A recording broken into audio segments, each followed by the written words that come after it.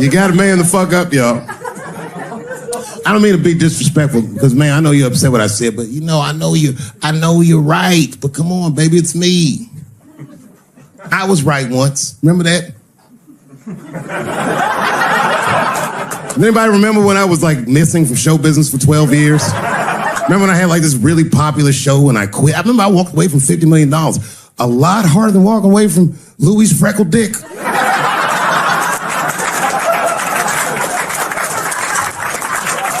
I didn't know that I'd ever work again. And yet here I am tonight. Did my dream die? No. I remember that shit. You don't remember that when I quit my show? Remember I went on the way out the door, I said, something's wrong in Hollywood. I believe they said I smoked crack. That's right, I remember. Remember they called me crazy. So really, you know, you're right, ladies. Congratulations. Enjoy it. And they're coming for you, bitches. They're coming for you. One person that's uncomfortable. You know who's the most uncomfortable motherfucker in the room? The nigga that's right. I was right at an orgy once. Nobody fucked me.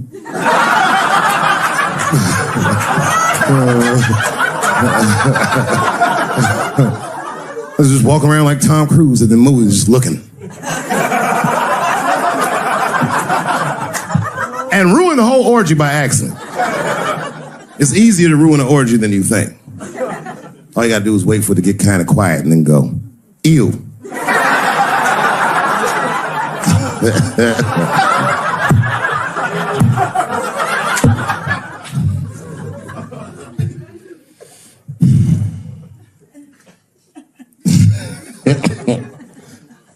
I know I feel bad. But I just feel like this is all happening for a reason. And ladies, I want you to win this fight.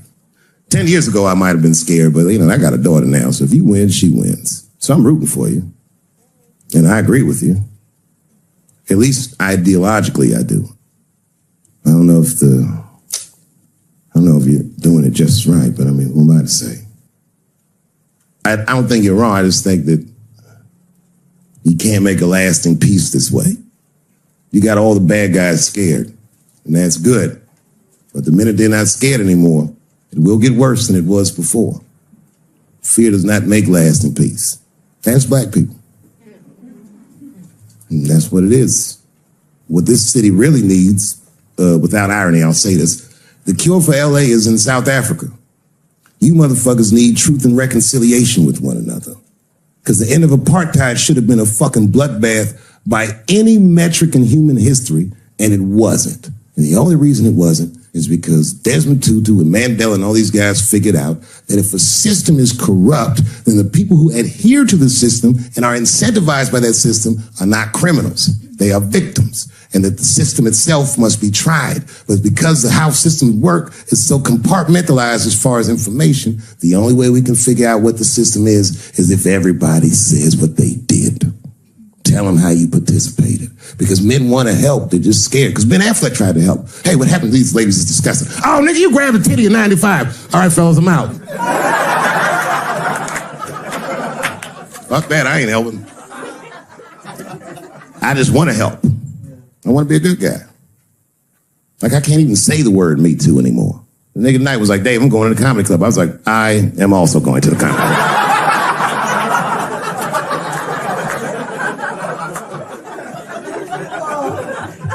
And I didn't even know it was happening, but I guess I became like a feminist in the last 3 weeks because I can't watch porn the same.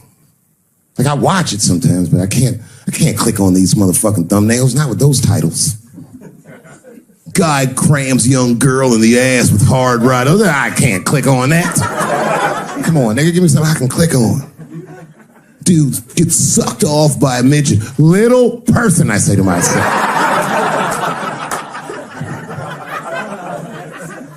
Takes me hours to find one clip. What the hell is this?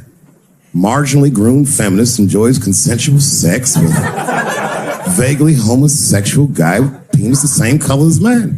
Click.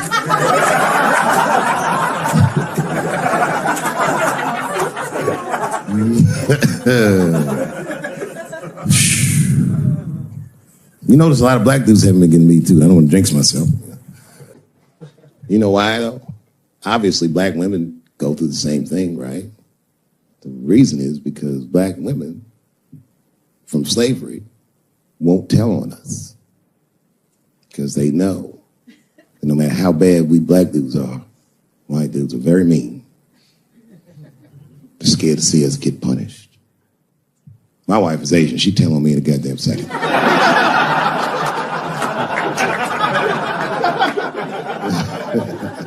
Ain't no fucking up in the Chappelle household. And the wildest shit about it is I live in Trump country. I live amongst the tiki torch whites, poor white people. And I'm rich. If it's ever pitchfork time, nigga, I'm in a lot of trouble. And nobody in my family believes me. I've been trying to tell the kids, man, we gotta run these drills. They're like, we don't want to run your stupid drills.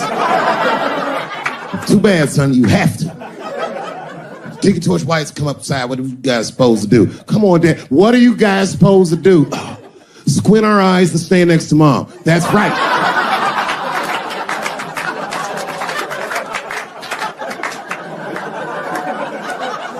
And what are you gonna bring me? Your gun and your groundskeeper uniform. That's right. I'll go outside and see what they want.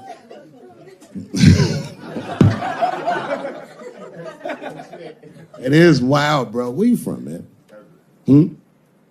Where you from? New York. You from, what, Manhattan? Brooklyn. You are from Brooklyn, aren't you? You look like you can rob somebody with a hammer.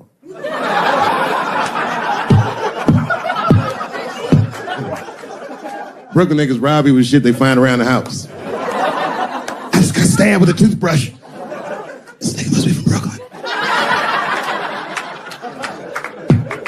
I'm fucking around. Yeah, man. Well, you ladies are right. To be honest with you, your lives look terrifying to me. They do, man. I know nothing about being a woman, but I know fear. Yo, I used to live in New York when I was 17. And I couldn't even pay my bills. You know what I did to make money? I used to do shows for drug dealers that wanted to clean their money up. And one time I did a real good set, and these motherfuckers called me in the back room. They gave me $25,000 in cash. I was probably 18, 19 years old. I was scared. I am not saying that to say that trans women aren't women. I am just saying that those pussies that they got, you know what I mean?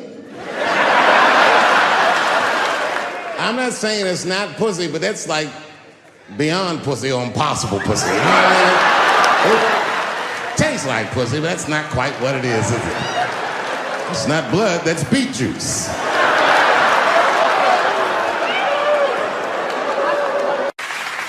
But I can't say the word faggot.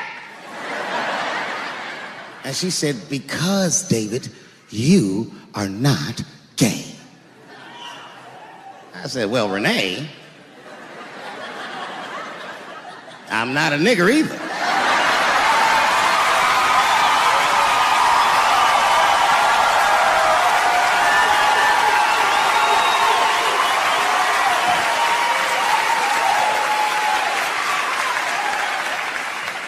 But you see, what I didn't realize at the time and what Kevin had to learn the hard way is we were breaking an unwritten and unspoken rule of show business. And if I say it, you'll know that I'm telling you the truth. The rule is that no matter what you do in your artistic expression, you are never, ever allowed to upset the alphabet people. You know who I mean. Those people that took 20% of the alphabet for themselves. I'd say the letters, but I don't want to conjure their anger. It's too late now. I'm talking about them L's and them B's and them G's and the T's. People be surprised. I have friends, all kinds of letters. Everybody loves me and I love everybody. I got friends who are L's, I got friends who are B's, and I got friends who are G's. But the T's hate my fucking guts.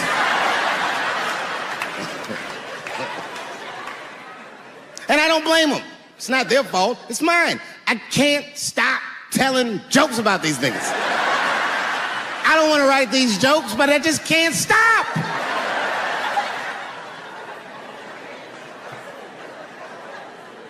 You know, you hear all those letters together all the time, LBGT, LBGT, and you think it's just one big movement. It's not. All those letters are their own movement. They just travel in the same car together. And my guess is,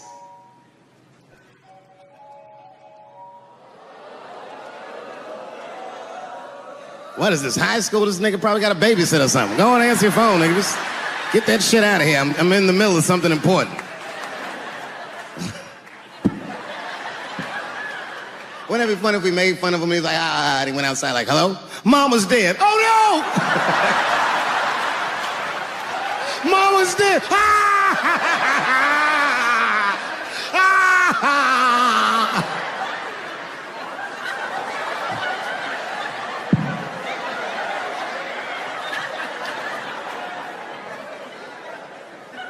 That was a weird timed phone call, wasn't it? It's like his phone is gay.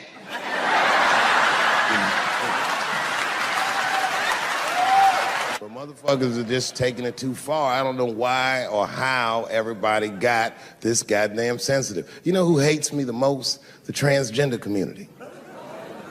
Yo, yeah, these motherfuckers. I mean, I didn't realize how bad it was. These motherfuckers, I was really mad about that last Netflix special.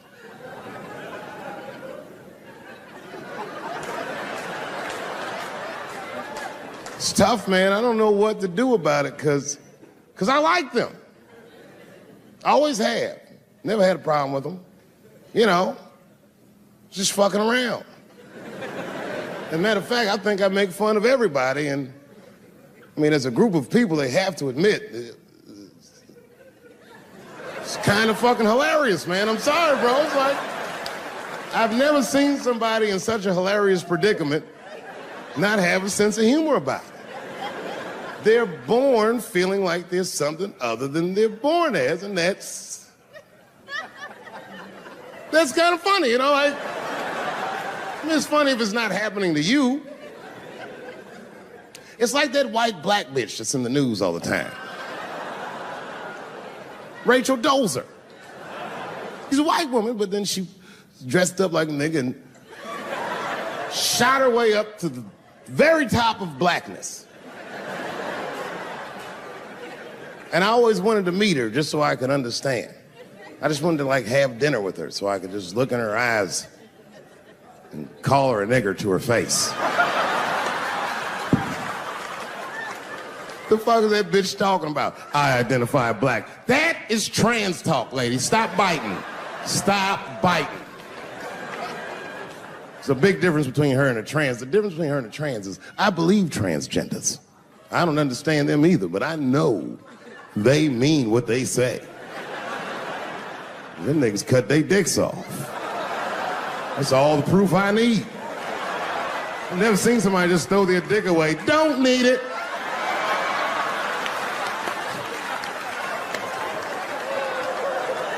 I don't understand, but I believe you and I support your decision, motherfucker. But how far is Rachel willing to go? What is Rachel willing to do so that we blacks can believe that she believes she's actually one of us? Bitch, are you willing to put a lien on your house? Invest in a mixtape that probably won't work out?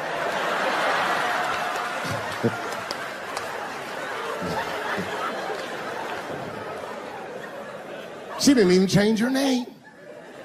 Didn't even change her name. Her name is Rachel. I can't believe in that name. If you want my support, you're gonna have to change your name to the blackest shit I've ever heard. But you're gonna have to change your name to Draymond Green. I don't know a blacker name than that. That shit is black on paper. If you type Draymond Green into Airbnb, that shit will log off automatically.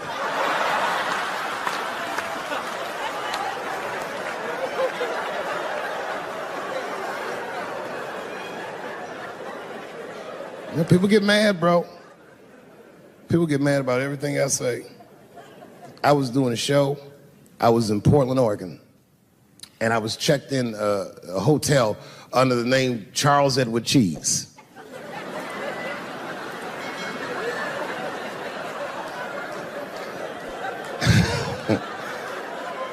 I came back, and there was a note. It was like a letter on my desk. It was addressed to Mr. Cheese. So obviously, I'm going to assume that whoever wrote this letter must be an intimate friend of mine. This is not some kind of name that a person would just guess. But then I open the letter, and it turns out I don't know this person at all. It's a fan letter.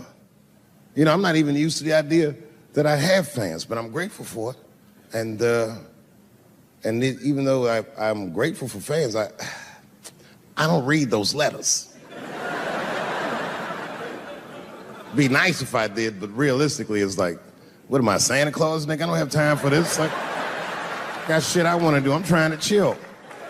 Read all these dreams and wishes from strangers. But I read it. I'd already opened it. So I just read the whole letter. And you know what, man? Whoever wrote this letter truly loves me. I mean, they were really fucking nice in the letter. And then they described to me what it was like to come to the show, how excited they were, how much fun they were having. And then they said that when I got to my jokes about transgenders, that they were, quote, devastated. Because it turns out that whoever wrote the letter was transgender. Now, I'm going to be real for a second. You got to understand, I never feel bad about anything I say up here.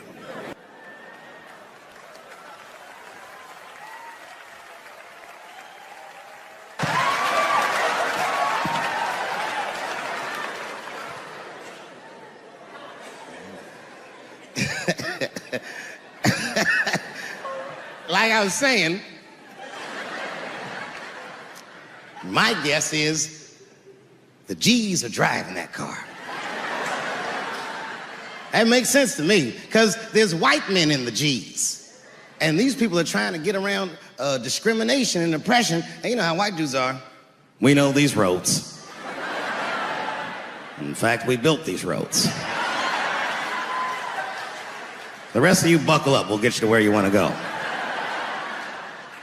So the G's are just driving the car. Of course, next to the G's in the passenger seat is the L's. Everybody likes the L's, except for the G's. I don't know what that's about. I just know the G's don't like them that much. And the G's always say like little subliminal digs on them. It's unnecessary shit. It's not mean, but you know what I mean? They just be like, I wouldn't wear that.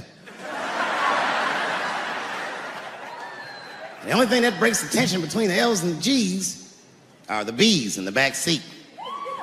That's right, there you go. Everybody scream out when you hear your letter.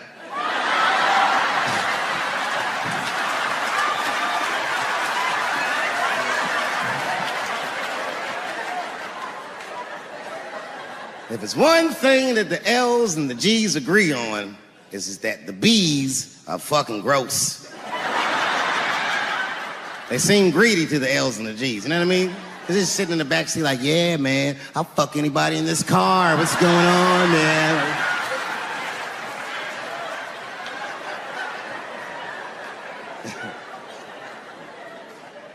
And sitting next to the B's, all the way in the backseat by themselves, looking out the window. That's the T's. Everybody in the car respects the T's, but everyone also resents the T's. It's not the T's' fault, but everyone in the car just feels like the T's are making the trip take longer.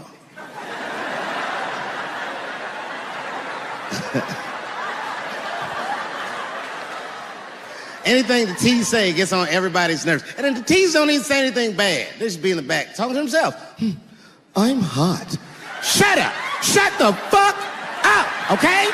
Just roll the window down, you bitch. I don't know what you... What? Just said I was hot. Could you pull over at the next exit? I need to use the restroom. There is not a restroom for you for 4 states, nigga. Will you just shut the fuck up so we can get where we're going?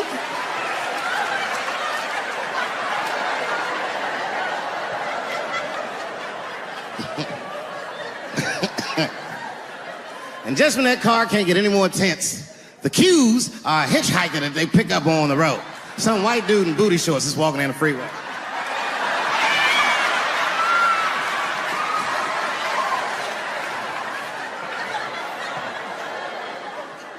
Jesus see him. That guy might be one of us.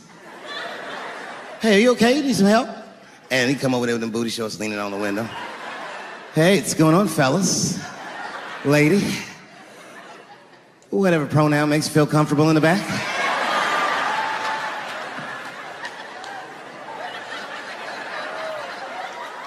Yeah. I don't really know where I'm going. I don't know if I'm gay or I'm straight or whatever. All I know for sure is that I really want to get in this car.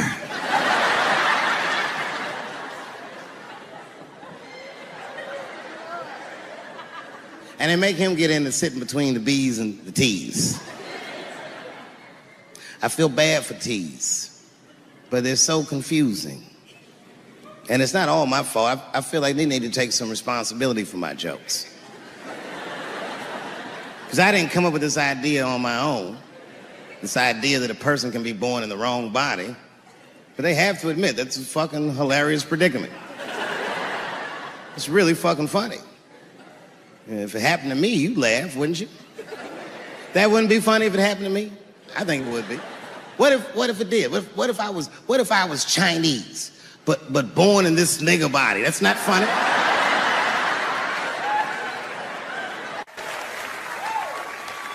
And I would never admit this to you if I hadn't locked your phones up. But it was the weirdest thing. Like, when I read this letter, this shit made me feel bad. I didn't feel bad about what I said, you understand? I felt bad that I made somebody else feel bad. To be honest, I don't even know what I said that upset that person. I have so many transgender jokes.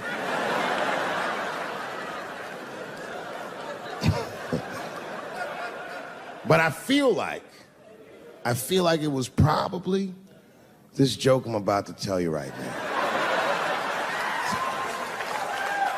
And it's not even that bad of a joke. It's a true joke. I mean, it's not true, but I had read in the paper that Caitlyn Jenner was contemplating posing nude in an upcoming issue of Sports Illustrated.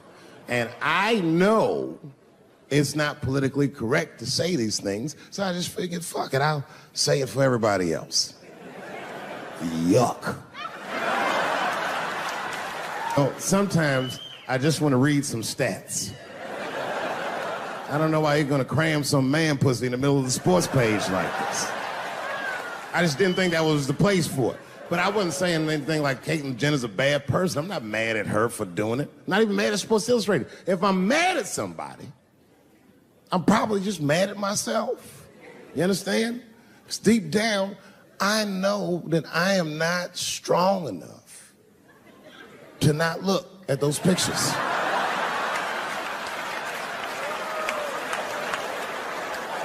And I don't think I'm ready to see what she's trying to show me. So Caitlyn, goddamn it, if you go through with this thing, bitch, you better go hard or go home. I want you to go all the way. Hustler style. Do you know what hustler style means, miss? That means spread the lips.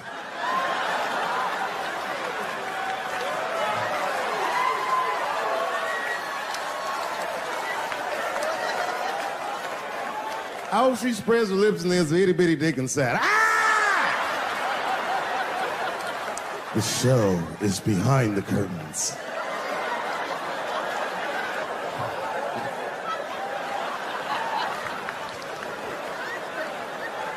I don't know what I said that upset that person.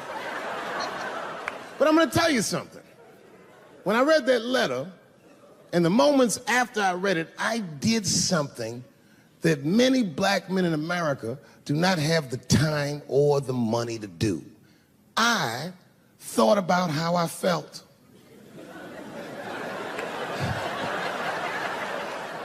I asked myself a very basic question that I don't think I ever directly contemplated. I said, man, Dave, if you're writing all these jokes, do you have a problem with transgender people?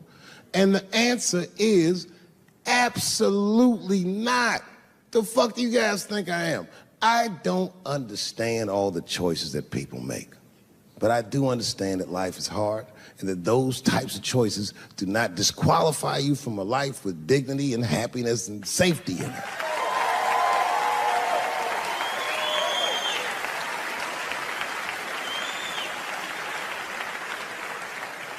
But if I'm honest,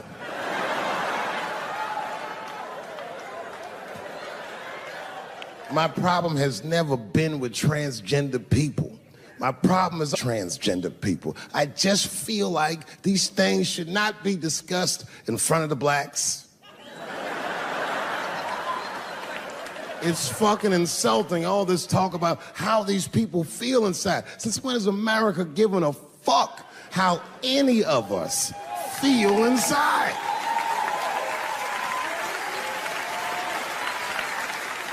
And I cannot shake this awful suspicion that the only reason everybody is talking about transgenders is because white men want to do it. That's right. I just said that. If it was just women that felt that way, or black dudes and Mexican dudes being like, hey, y'all, we feel like girls inside, they'd be like, shut up, nigger. No one asked you how you felt. Come on, everybody, we have strawberries to pick. It reeks of white privilege. You never asked yourself why it was easier for Bruce Jenner to change his gender than it was for Cassius Clay to change his fucking name?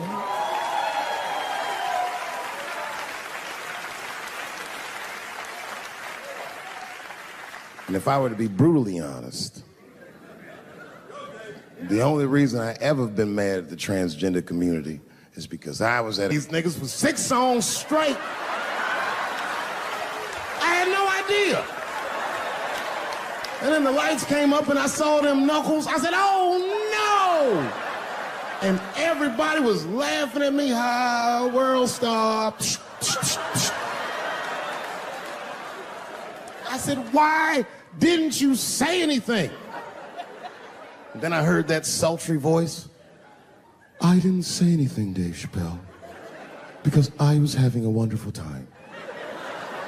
And I wasn't sure how you'd feel about it. I said, you knew how I'd feel. And she said, I'm going home. I don't want any trouble from you. I said, home? It's only 2 songs left. I mean, we might as well finish the night. And we ended up having breakfast together.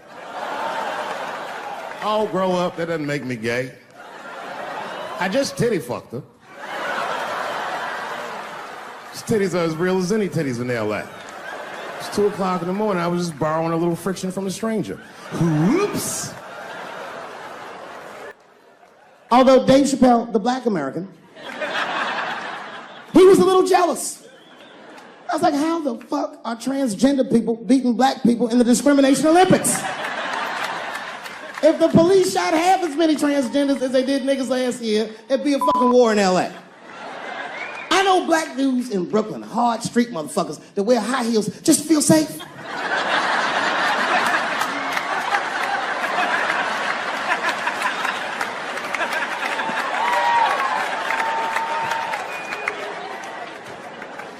Transgenders are gangsters. I used to do business with a transgender in Hollywood. Man, everybody would be scared of her in the boardroom. She'd walk in there, newly minted woman, high heels, purse. Wouldn't say anything to us, just walk around the conference table looking mean as shit.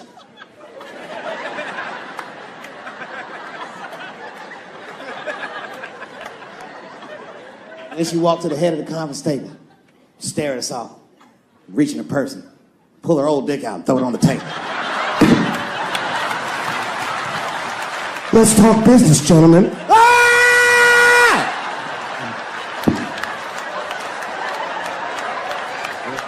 Shit is scary as fuck. If your best friend pitched that to you, you'd be horrified. Yo, nigga, let's go to the hospital and cut our dicks off and make pussies out of them shits.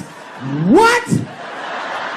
Can't we just get matching jackets or tattoos or something?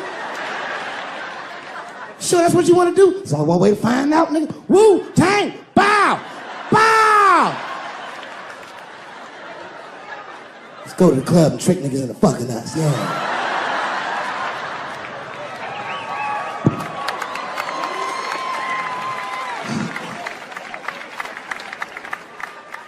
The third time I met O.J. Simpson.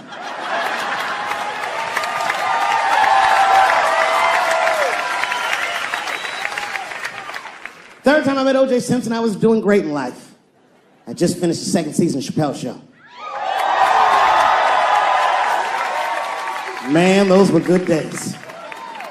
I was playing a comedy club in Miami, the Improv. I don't know if you've ever been, but if you have, you'd know. The door for the green room is right on the stage. Can you imagine such a thing? If I walked out of the door of the green room, bam, I'm just right here. It's right from the dressing room. And I did that. I walked out, and the whole crowd was like, hooray! And I looked, ma'am, as close as you are to me, I saw him as soon as I came out, the juice.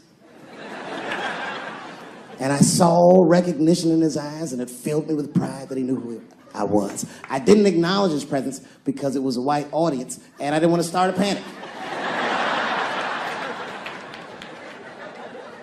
But I did my show.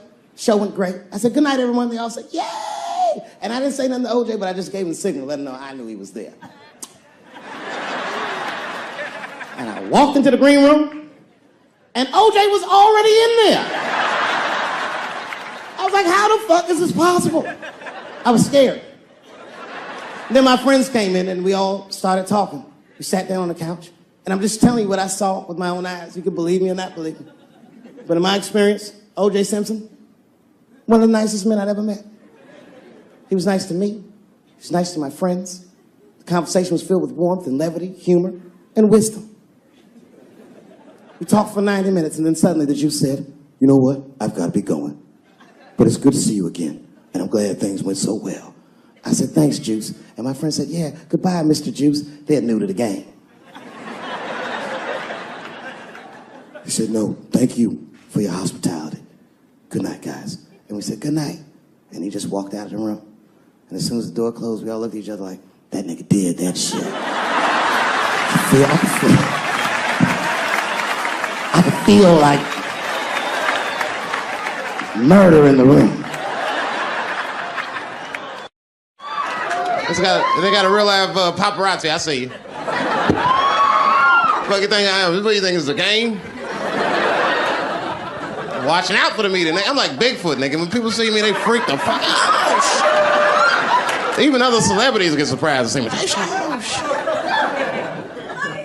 Hey, thanks. Come on, you only got 10 minutes. God damn. So, no, it's good. I don't have any material. That stuff's for pussies. Every time I see this backdrop, I think about Kramer fucking up.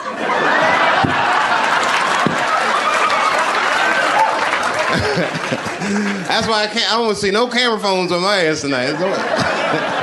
Because I'm telling you right now, I'm not wrapped too tight. Like, they putting a lot of that corporate pressure on me. So this might be the night that I snap, and you guys be lucky. It's like having tickets to see Siegfried and Roy the night that tiger bit that motherfucker's throat. He's like, I was there when that Chappelle freaked. I was there. Because that's why we really go to the tiger show, right? You don't go to see somebody be safe with tigers. You go thinking in the back of your mind, like, this nigga might get bit. I'd like to see that in person for $35 if I could. Never seen somebody get bit by a tiger before. Only $35. That's fucking hilarious. I'll tell you the truth. When I seen Kramer's tape, I learned about myself. You know what I learned? I think I'm only like 20% black and 80% comedian. You know what I mean? And black dudes can relate. You know what I mean, bro? Like, when you saw that shit, he was furious, right? Black dude, he was like, Kramer, you motherfucker. Like, I was hurt. And the comedian in me was just like, whew, niggas having a bad set. Hang in there, Kramer. Don't let him break you, Kramer.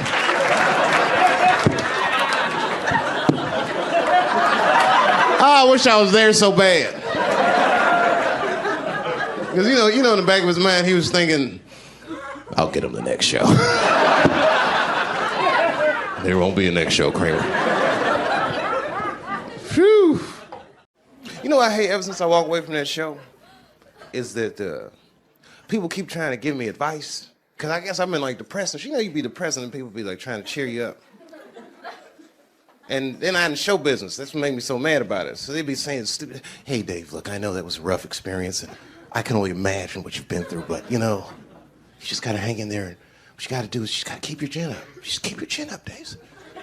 Word. That's what I was doing. That's what I was doing wrong. My chin was too low. Shut the fuck up. It had nothing to do with my chin, nigga.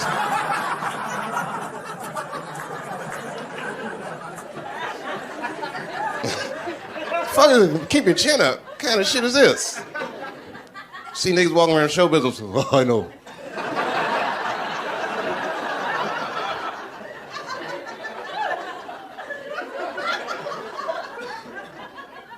So, this girl I knew sent me a book called The Secret. She was like, listen, David, this is gonna help you. It's called The Secret. I thought this, And I started reading the book, and I read like 5 pages of shit and threw it in the trash. I was fucking... I can't believe they sell this shit. Do you know what this bitch says the secret of life is? She said it was positive imagery. You gotta visualize the things you're gonna have happen in your life. Like, bitch, that's the secret of life to you? Then kill yourself.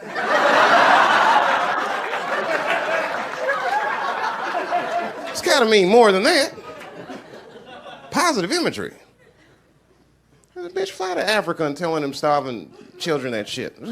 What's wrong with you? I have not eaten in 5 days. What you need to do is visualize some roast beef and some mashed potatoes and gravy. Oh, please, bitch, you're killing me. Stop talking like that. No. The problem is you have a bad attitude about starving to death.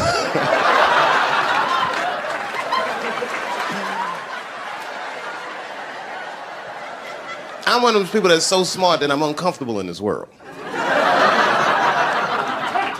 And I'm scared to live.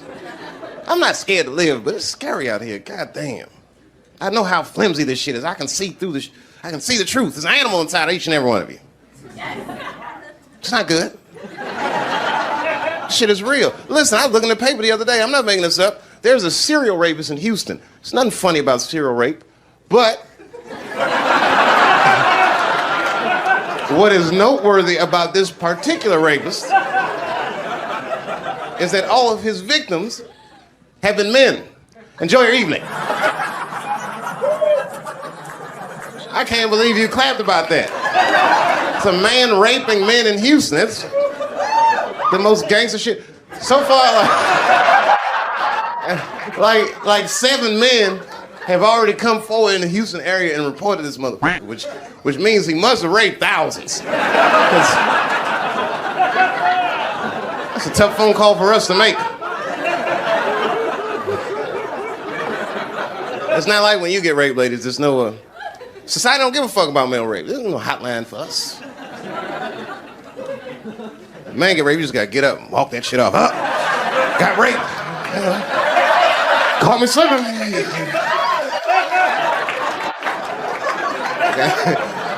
You gotta take that shit to the grave.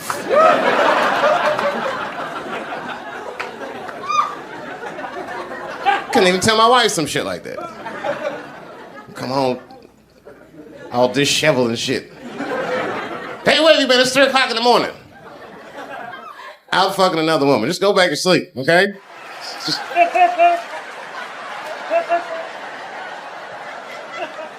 Man, I love Montreal. I do, man. Yeah, man, I was hanging out in the black community today. Both of those guys are great. We got along. I got lost today in Montreal. The police helped me find my way. The police helped me. See, I just got back from Los Angeles. Let me tell you something. LAPD overreact to everything. You ever see them in action? Just, oh my goodness.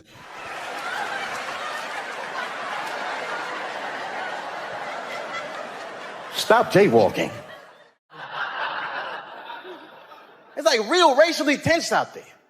I took 2 white friends of mine to an all-black party in LA. These guys were in shock. They had no idea that black people sometimes call each other nigga as an endearing term. And they saw the brothers at the party like, hey, what up, nigga? My man. Oh, what's up, nigga? Pap, pap. My white friends, they got all excited. Hey, how you niggers doing? The music stopped. Everyone looked at them. Oh, my goodness. I mean, they got their asses kicked that night. I hated to do it, but you understand. It was like, they embarrassed me.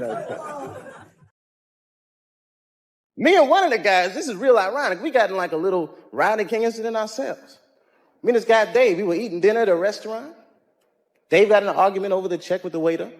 Next thing we know, the owner, the manager, all the employees get together and just beat the shit out of him. Kapow! He sued him for $500,000 and won the case because the whole incident was recorded on videotape. Sounds amazing, right? That's why me and my buddy Dave always carry a camcorder with us. Because you never know when a Kodak moment might pop up, you know. We'll be hanging out and be like, all right, Dave, go ahead, I got you. You ready, man? Go ahead, do it. All right, just be ready.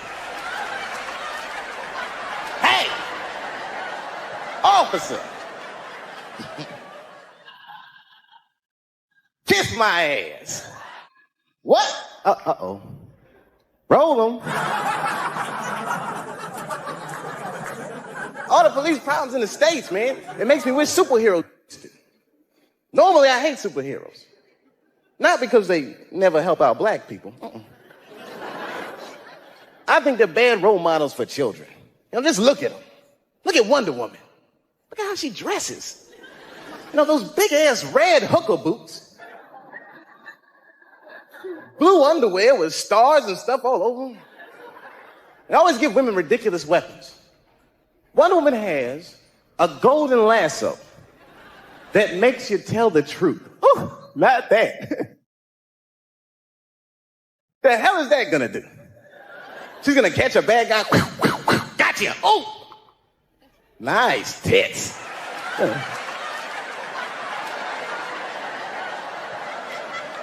Superheroes never fight crime in black neighborhoods.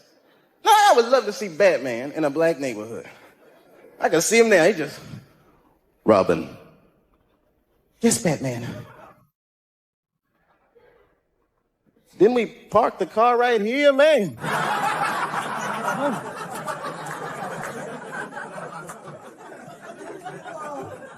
Having such a wonderful time. You know, folks, any of you guys ever do this? I got a little trouble when I was coming into Montreal. I walked to that little x-ray thing at the airport and said a joke about having a gun. Don't do that, yo. Now, I was just trying to be funny. You know, I walked through the thing and said, boop, boop, boop. He said, I'm sorry, but you have to go back through. I said, oh, no problem. Must have been my pistol. Hey! Hey, I was joking. I mean, he was ready to kill me, man. Pulled his gun out and stick out all that shit. But my buddy Dave had the camera rolling. Peace, everybody. I'm out of here. It feels good doing stand-up again. I took a year off from stand-up. Not that I don't like stand-up as much as I just don't like microphones. I'm sick of talking to them. I mean, I used to work at Burger King for 6 years. I didn't work the mic. I worked the grill. A guy named Steve used to work the mic, and I thought he was just a pain in my ass. He used to, every time someone orders something, hi, how are you? Could I have a Whopper with cheese? Sure. A Whopper with cheese? You son of a bitch, I'm right behind you. Just turn around and ask me for a Whopper. You know, Canada's nice. This is kind of like a kinder and gentler America, in a way. Even like the police are nicer. I'm not going to say they're nice, I don't know. But they just smile at least, you know. I've been to jail before, twice, not as a prisoner. One time was from childhood. I was suspended from school 23 times during February. I wasn't bad, though. I was just mischievous. I got hold of all my teachers' home phone numbers. At the time, I thought it was funny. I was calling in death threats. I know that's bad, man. You know, my English teacher, Mr. Johnson, I called him up. He was all nice on the phone. Hello? Johnson residence. Is this Mr. Johnson? Yes, it is. And who might this be? You're a dead man, Johnson. Who is this? Shut up, punk! You're gonna die. Unless you change David Chappelle's grades. I don't know how he caught me. After that, they put me in a program called Scared Straight. Have you ever heard of this? This is where they put bad kids like me in prison. And the prisoners yell at us, they tell us scary stories. You know, they try to scare us into being good. And the other kids were scared. But I was not scared. I was just heckling the guy. Hey, shut up, you convict. Like, I'm gonna take advice from you. You look like a person that made all the right choices in life. Wrap this up. I gotta be out of here by 3. What time you leaving? The other time I went to jail was, had nothing to do with me, really. I was just bailing a friend of mine out of jail, which is probably no big deal to you, but if you're a black dude, you know, you gotta walk right into the belly of the beast. You don't wanna, you know, a black dude wants to go to jail. I was scared. I had to look non-threatening. Hey, how are you? I'm here to bail out a friend of mine. Oh, okay. While you're here, you do fit a description. If you'll just walk this way, we can. Thank you all. Thank you. What's up, San Francisco? I like your city. It's beautiful. Tolerant place. I didn't see much. I haven't seen my friend call me. He was like, Dave, having fun in Frisco? Hell yeah. Seen the sights? No. You want to go see Alcatraz? What kind of nigga in his right mind wants to visit a prison for recreation? I got friends in jail I don't visit. I don't deal with jails. Don't deal with jails, and I don't deal with police. My house got robbed in New York. I didn't even call the police. I wanted to, but I couldn't. My crib is too nice. It's not that it's too nice, but it's too nice for me. You know how the police are in New York. As soon as I open the door, they'll be like, oh, he's still here. Open and shut case, Johnson. Apparently, this black guy broke in and hung up pictures of his family everywhere. Never seen anything like it. Don't deal with them, man. I had to bail a friend of mine out of jail one time. You know, that was horrible. I was scared. I had to walk right into the belly of the beast. I tried to look as non-threatening as possible. Hi. I'm here to bail out my buddy. Oh, okay. Well, while you're here, you do fit a description. If you'll walk this way, we can process you. How'd they always get us? It's fitting those damn descriptions.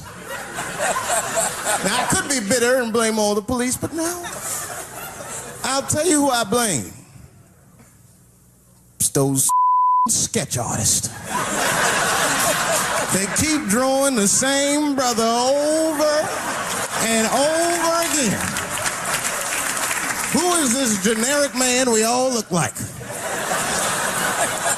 I want to know what they say when it's us. You know what I mean? They'd be in that room like, did you get a look? Did you see the guy that tried to rob you? Yes! Yes, I did! He's about 6 feet tall, I'd say. 6 feet tall? Yes. He had his hat on backwards, too. Good. That's good stuff. Hat was on backwards. Yes. He was black? Okay. Big lips, big nose, hanging out. Say no more, sir. I'll draw him from memory. You know, let me get my stencil. I think we can trace this guy and save some time. They get on the radio and calling all cars, calling all cars. Be on the lookout for a black male between 4'7" and 6'8". Between 120 and 380 pounds. He's wearing Nikes. Get this man! Criminals are insane. I don't even know why people do crime. They want to catch you, they're going to catch you. They can. They got forensics. You ever seen forensics? Those guys find clues nobody else thinks about looking for. I mean it. You leave a pubic hair anywhere near a crime scene, they're going to find that. What the hell is this? Back up!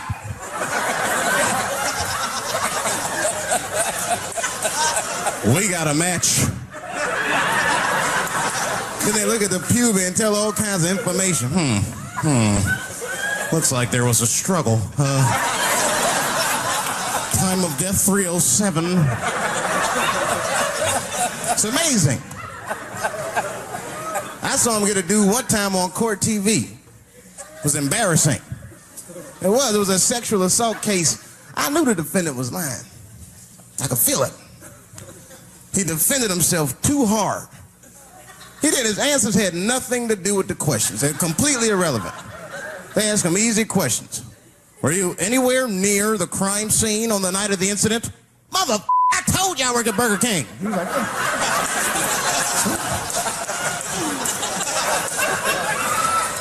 that went on for hours. Then the prosecutor got fed up. Said, I've had enough of this. Called the forensics to the stand. Forensics was like, Your Honor, we are prepared to testify that we found the defendant's semen under the stove. I said, God damn. That's worse than fingerprints. You know, they find your semen, you've been there at least a minute. But that's what I want to know. Under the stove? You find semen like that? Or do you look for it? Like, do they walk onto a crime scene like, this place is a mess? Check it for semen. Or do they just like walk in and slip? Oh my God. What the hell was that?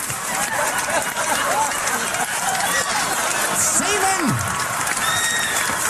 They find it on every crime scene. It's like, what are burglars doing? We got the stuff, let's get out of here. Wait a minute.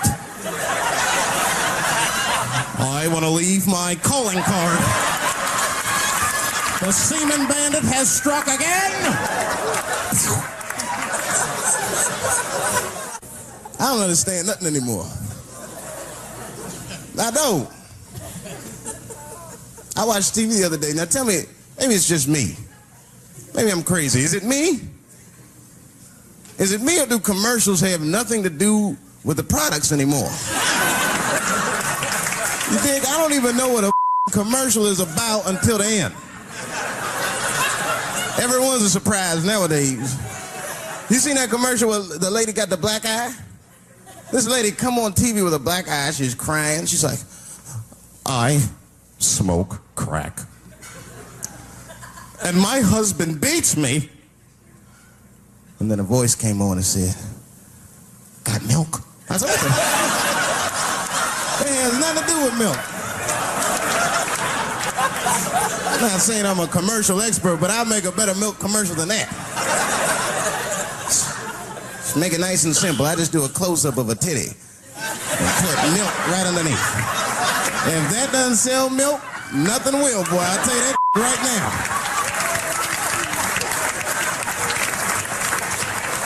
It's 1997. Titties are industry in 1997.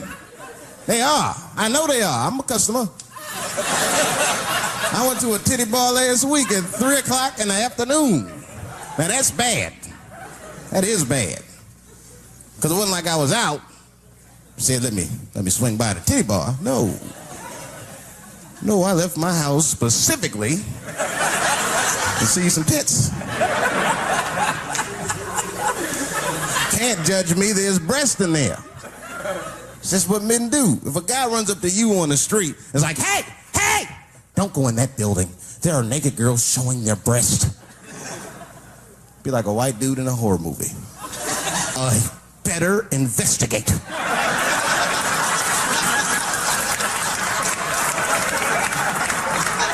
I'm gonna want to see for myself. Titty bar's a weird place. I'm not saying it's a good place to hang out. I go there every once and then. But it's a weird place. They got weird morality. One time I walked in titty bars, all these guys coming in, right? Out of all these dudes, the bouncer picked me out the crowd, started yelling at me. Hey, hey, hey, buddy. Sir, you want to take your hat off? Huh?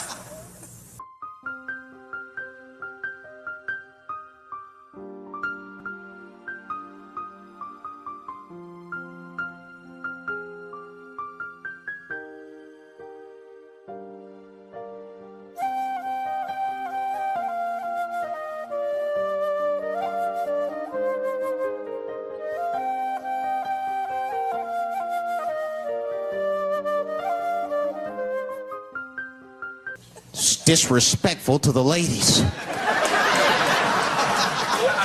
Yeah, I can shove a 20 up her but I better not have a hat on when I do it. Oh, sorry about that, buddy. Here you go, Bubbles. Forgive me for the hat thing.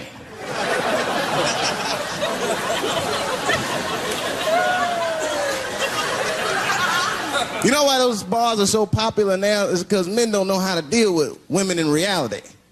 So sometimes we gotta take the fantasy road. The reality of the situation is very grim.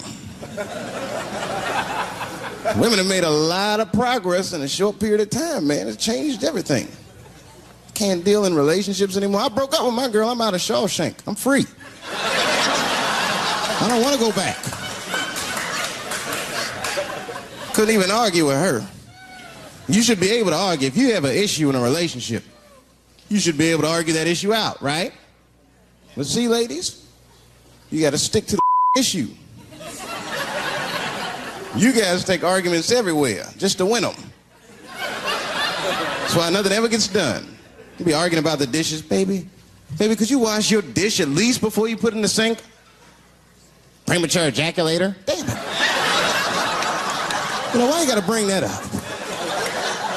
I don't even believe in that. I don't. If I man, it was right on time. That's the way I see it. And as far as I'm concerned, I can't fast enough. You know, I'm sick of being vilified all the time. David, how could you?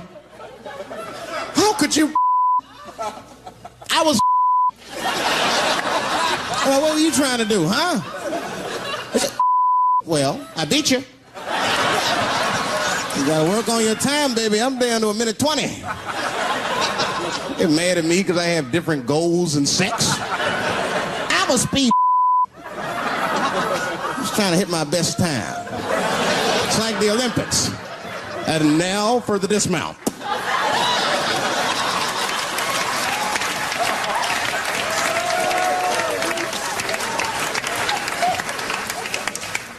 It wasn't all bad.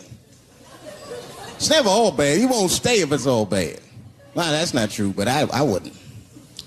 Yeah, we had fun. We used to watch porn together. That's how cool she was. You know, it seems nasty, but it was fun. We learned about each other. She learned about me. One time we was watching porn. I'll never forget this time. The first scene in this movie was hardcore. 2 guys, 1 girl going at it. I fast forwarded right through that. I mean, it was too much for my senses.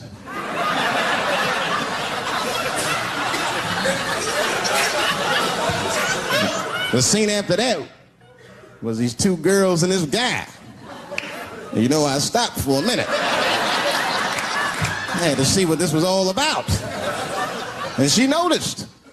She said, "What is that? Now, why does that disgust you? 2 men and 1 woman. The men aren't touching each other, but the women are. The 2 women, those men touch each other. The 2 men don't touch each other. Why is that nasty to men? And I'll tell you why. Hey, ladies, you can call me crazy, but I think every straight man has a rule. That would be the one penis per fantasy rule. My is the star of my fantasy. Nobody else's is guest starring in my. This is a Dave Chappelle joint. You gotta look at the whole picture, man. And you get two girls and a guy in a room together. That's something else. That's holding and hugging, friendship and helping, teamwork at its very, very best, my friends. You get two guys and a girl in a room. It's the wrong kind of teamwork. It's downright brutal, if you ask me. I'll pull her hair. I'll smack her ass. That poor woman looked like a chicken on a rotisserie and Help me! What have I got myself to do?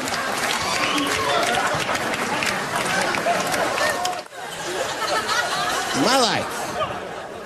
It's too much there to stress you out. This whole world is just drug infested, hate infested, drug infested world. Hate drugs. I heard the worst drug story. You know what my friend told me? You know what he's dealing with? His landlord is hooked on crack. That's terrible. That's pressure. If your landlord's hooked on crack, that means you've got to have the rent. You come around all the time. I got the rent. It's not even due yet. It's the 10th. Come on, I need it. Let me just get $20 of it now, and then just give me the rest of the month. Every couple hours. Hey, look, I'm gonna need some more of the rent. This building's falling apart. Things came up. Comes home early from a party. Landlord's in the crib going through his. What are you doing in my house? Ah! Where's the sink? I came to fix it.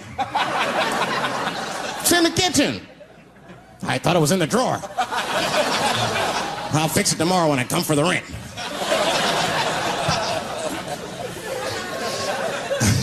You know what I hate about drugs? I hate when like people my age and older get hooked on crack. I hate that. You're too old to be experimenting with the drugs at a certain point. You should be past that.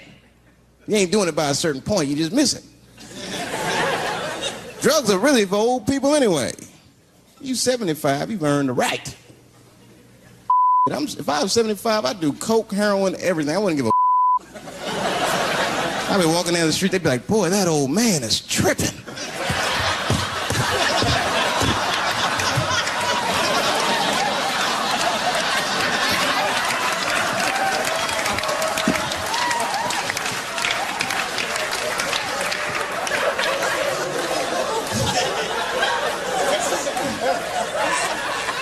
Can't do everything.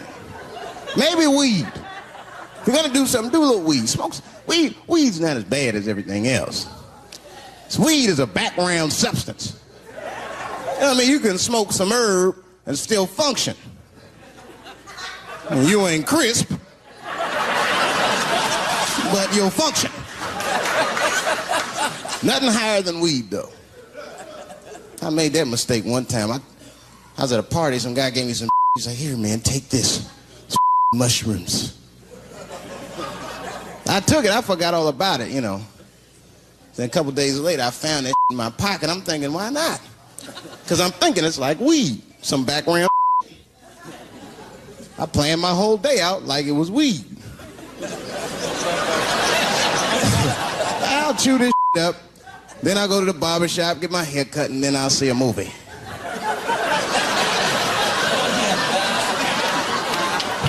I chewed it up. So far, so good. Then I was in a barber shop like an hour later. And it's funny because I was just thinking to myself, I was like, ooh, this stuff sucks. Tastes like an athlete's foot. I feel sick, but I'm not really high. Then I looked in the mirror. I saw the barber's reflection, man. It looked like a big penis was cutting my hair. I freaked out. I started talking to myself, Dave, calm down. You're on drugs. This is what drugs do. Okay, you know that there is no way that a penis can cut hair. But I started freaking out, man. I just couldn't take it anymore. I jumped out the chair, half my hair was cut, I didn't care. I didn't, I just gave a barber a handful of money. It was weird, the balls opened up. Anyway, I ran home, man. I ran home as fast as I could. It's tripping. I looked at the clock, it was 2:42. I was like, damn, 2:42. I gotta sober up. I had never been this high this early. I took a shower, I was still high. Said maybe music will do the trick. I listened to every CD I had, I was still high. Exercise, that's what I'll do. I ran around the block 4 times, still high. Took a nap, woke up. I looked at the clock, it was 2:43. I said, God damn. Who wrote this song? You know, this is our grandmother used to sing that when she cleaning up. That's a Negro spiritual.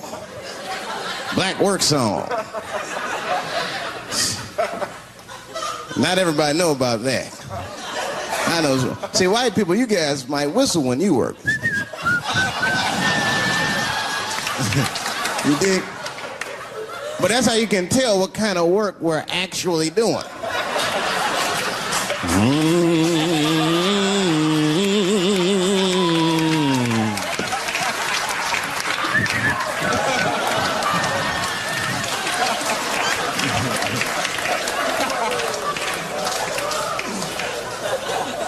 I study that kind of I do. Anything that has to do with race. I read a little here, see a little there. And I travel. That's always good. Traveling has made me a racism connoisseur, if you will. You know, it's different from region to region. Anyone ever been down south? So you guys know what I'm talking about. Now, the racism down there is just, it's perfect. It's due to a perfection. It's comfortable, it's out in the open. There are no secrets in Mississippi. Everybody knows the deal. Morning, nigger. Morning, sir.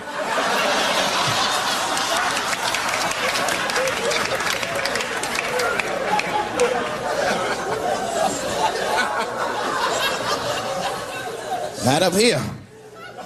You hit the big cities, man, it's different. It's always a secret. And we should do like them. We should keep our shit out in the open, then a little. I mean, with limits. You don't want to say whatever comes to your mind. That might be a little much. White dude be walking down the street minding his business, and the brother walk up to him, hello, you white oppressor, you slave master rapist of Africa. Why, hello, my thick-lipped spear-chucking friend. Touche, hunky. So, Whitey, what did you do today, huh? Oppress a new land and make the people there Christians against their will?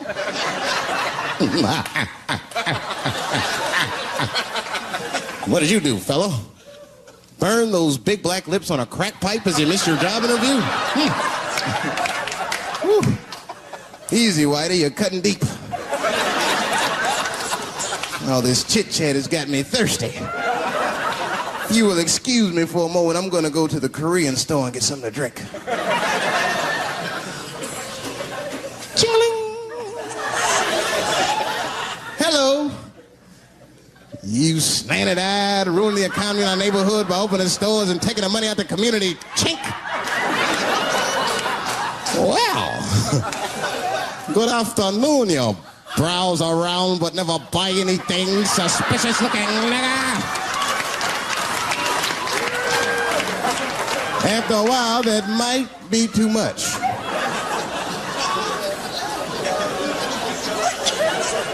But you can't help it. If you're an American, you're a racist. We brought up from the beginning to think in generalizations. We never look at the individual. We rarely look at the individual. I'm a racist. I know I'm a racist. You know how I know? The other day I caught myself being racist against myself. There's so much getting on, I got mixed up. Forgot whose team I was on.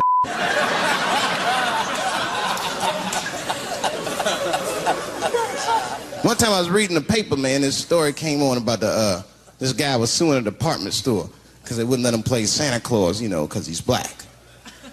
And I was actually like relieved when the department store beat him. That's bad. But I wasn't ready for that. I wasn't ready for the idea of a black Santa Claus, man. That would suck. So we wouldn't get our presents till the 28th, 29th. Sorry I'm late, kids. Santa got caught up with some in Vegas. I had to sell some toys to get back, shit. Where them cookies at?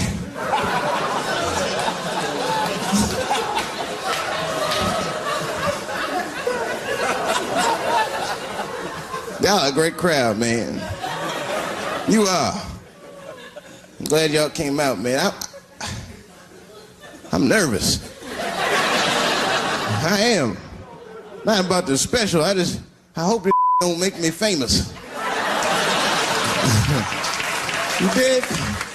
I don't want to be famous. I want people to like me for who I am. Like famous dude, don't never know why people like them. That's why, like, if I ever make it, I'm gonna have to like test people. Like if I meet girls, I wear disguises when they first meet me, so they don't know who I am. And then like on the first date, I'll call myself, I'll pick you up right from work. And then I'll pick her up in a garbage truck. Just to see how she reacts. And she's like, wait a minute. Oh, do I look like garbage to you? I don't see no goddamn trash need to be picked up here. Get that goddamn truck off my block. Who do you think you are? That's when I take my mask off. Oh, David Chappelle. That's right, bitch. Thank you. Thank you very much.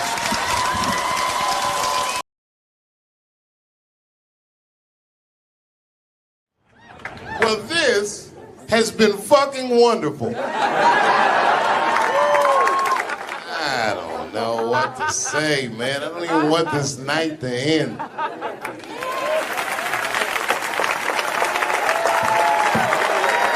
I promise you, whoever cares the most, I care at least as much as them.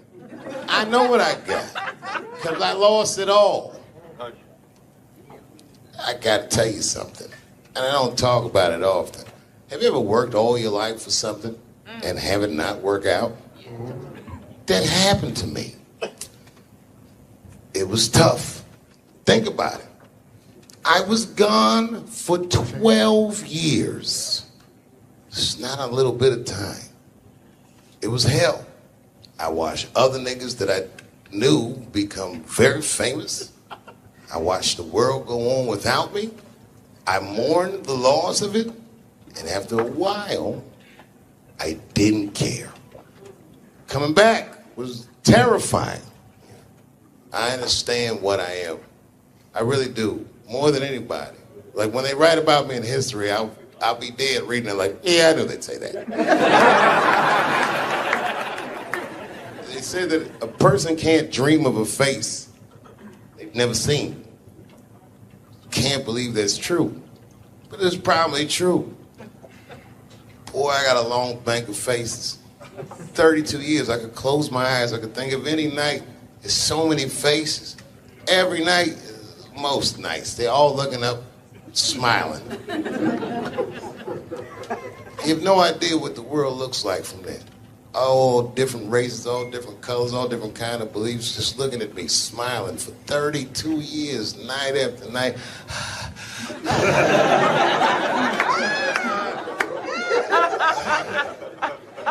No comedian take that for granted. I swear to God, this might be the noblest of professions. Robin Williams had a bar that I loved. He said comedy is the only job you can have where you can use everything you know.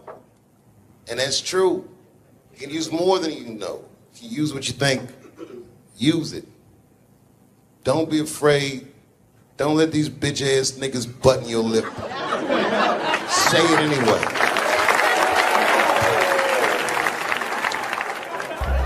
I first became aware of Dave Chappelle right around before the first Study Professor, because I was supposed to play that role that he played.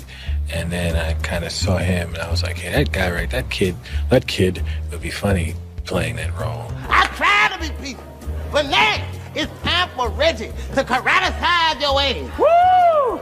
Dave is so much smarter than everyone. Like, Dave is one of the most, maybe the most intellectual comedian ever. It took us 400 years to figure out as a people that white people's weakness the whole time was kneeling during their national anthem. That's a brittle spirit. That's right, nigga. On the Rockets, regular. What are you doing, nigga? Stand up! He stretched the art form and his impact on the culture. He is the voice of his generation, without question. Nobody's even close to him. No, I've had to learn, and that's where Dave Chappelle has been a wonderful friend and mentor. What did Chappelle say to you that helped you with that? Chappelle said to me, we were doing a show at Radio City together. It was during his run. Right. And I was on one of the shows, and he said to me, I said, man, what am I going to tell these? Because I was like, I'm going to do comedy before Dave Chappelle. I was like, Dave, what am I even doing here? And Dave said, and I said, I don't even know if I'm funny enough to be here. I said, you're nice, and I think I'm a really funny guy, but what am I doing here? And Dave said, look, man. He said, you don't understand something. He said, you're not here because you're funny. He says, I know 100 funny motherfuckers out there. He said, you're here because you're interesting. And he said, anyone can be funny. Not everybody can be interesting. Not everyone can make an audience listen to what they're saying. Not everyone has a wealth of life experience that makes people want to know what they have in their minds. And so that changed my perspective on silence. And so now, if I can hear that an audience is listening, I'm engaged. Well, that is a great piece of advice, not only for comics, but for anybody. Right. Because, wow, the thing that I love about Chappelle, and you just identified it, is he will go. He's interesting. And he is an interesting guy. He's the most interesting man I've ever met. That's what makes Dave Chappelle. Many people are funny. There's a lot of funny stand-up comedians all over the world. Yes. But what makes Dave Chappelle is that he is interesting. It's how he sees the world between the jokes. But all jokes aside, Kevin Spacey shouldn't have done that shit to that kid. He's 14 years old and was forced to carry a grown man's secret for 30 years. Jesus Christ, he must have been busting at the seams with that one. The saddest part is, if he were able to carry that secret for 6 more months, I would get to know how House of Cards ends. Loved was, I can't believe that I've been in this business long enough that we're like the older guys now.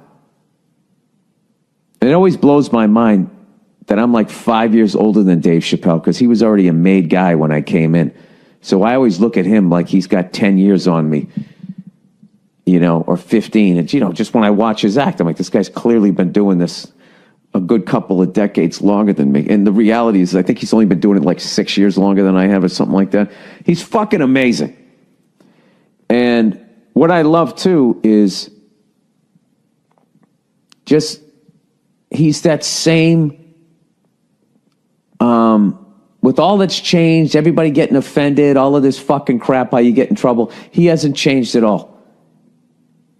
He's just like that same guy that I saw way back in the day when I used to go to the Boston Comedy Club and watch him go on at like 2 a.m. and just start murdering at 2 a.m. And I remember I used to always sit there going, how do you do that? How are you that funny at 2 a.m. in front of a crowd that gave up on the show like an hour ago, and they're tired and they just want to go home? That second he steps on stage, boom, he just starts fucking killing. Dave's a beast.